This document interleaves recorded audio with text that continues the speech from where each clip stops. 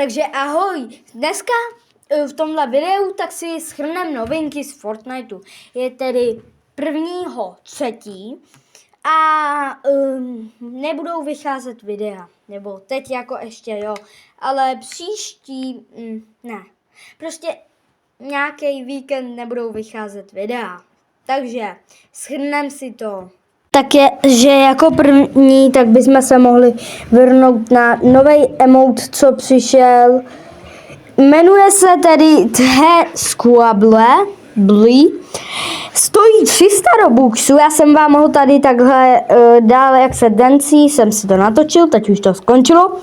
No a jdem rovnou na druhou věc. Takže jako druhé se vrhneme na nový Fortnite Crew, já jsem vám ho sem dal.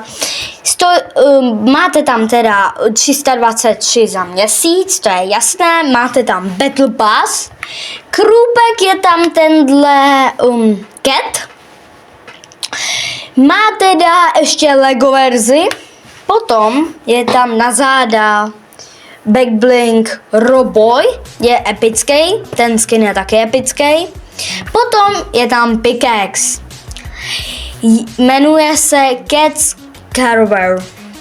OK. Potom tak tam je Rocket Pass a potom tak tam jsou ještě různý styly, že je tam Cat, Roboy, Cat Caravan. Potom je tam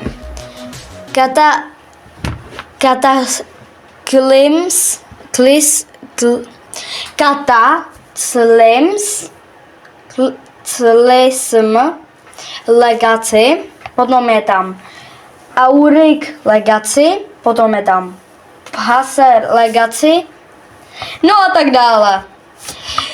Jo, i Cosmic Legacy. Takže plus tam máte teda ten dobrý Battle Pass. Jdem na třetí věc.